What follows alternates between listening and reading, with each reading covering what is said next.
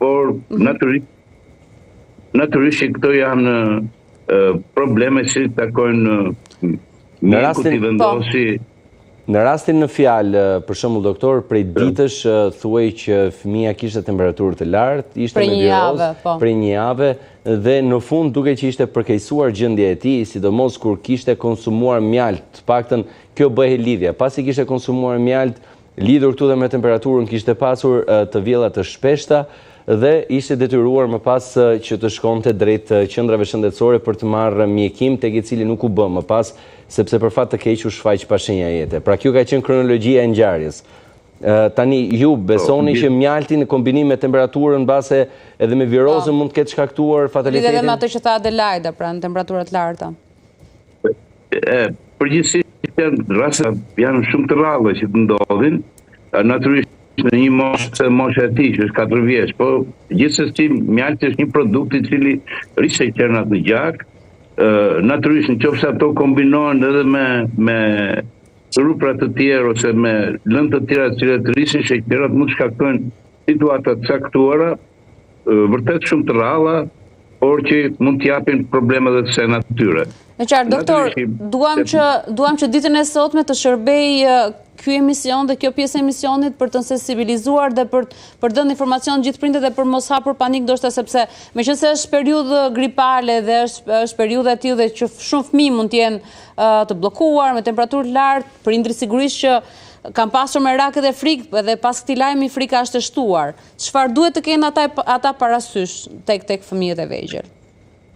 Karakteristike e virusit aktual, që është influenza, duhet të thënë që janë 3 lloje të tilla në qarkullim. Janë të 3 grupit A, njëri prej cilëve quhet K dhe është më i gjatë edhe më i vështirë. Karakteristike e këtyre viruseve, këtij virusi, po themi ose këtyre tipeve të gripit A, është pikërisht temperatura shumë e lartë. Në ndonjë rast temperaturat vazhdojnë edhe mbi 5-7 ditë. Ose shfaqen me disa pushime pak ditore, 1-2 ditë dhe rifillon përsëri.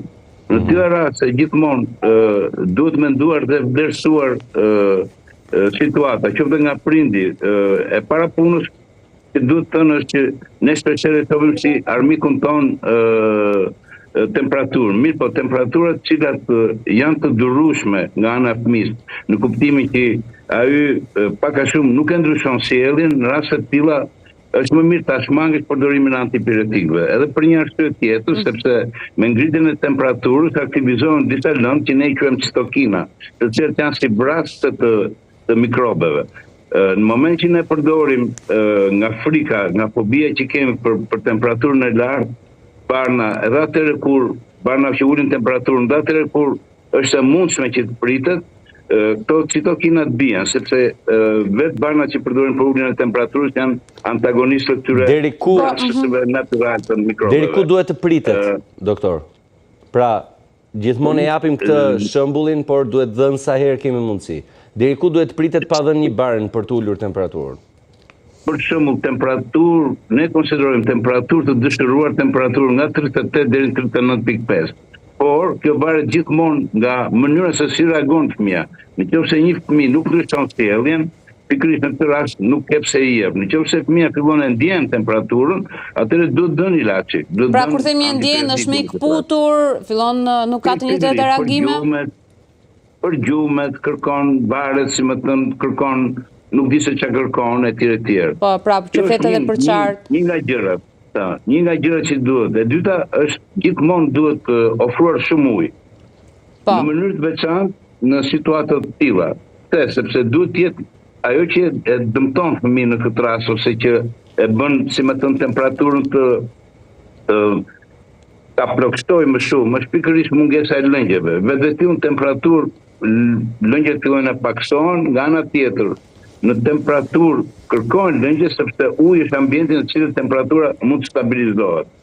Në këtë rast, po të shtojmë për shembull edhe dhënien e sheqernave në tilla raste, sepse pak a shumë njeriu ka nevojë për energji, nëse ato teprohen dhe merren nga shumë burime, detyrimisht situata nuk është aq e bolishme, domethënë mund të shkaktojë atë që quhet hiperglisemi, jo të shkojnë në ekstrem, domethënë raste ekstreme, por por njerëz saktuar që kanë një ndjeshmëri saktuar, që kanë situata shëndetësore të saktuara, mundet të ndodhë një fatalitet edhe nga mjalti, po që kjo nuk do të thotë që s'duhet dënë mjalti për shembull.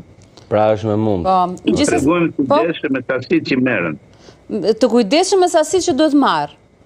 Çfarë sasie rekomandoni ju përpara se të shkojmë te Adelaida, po?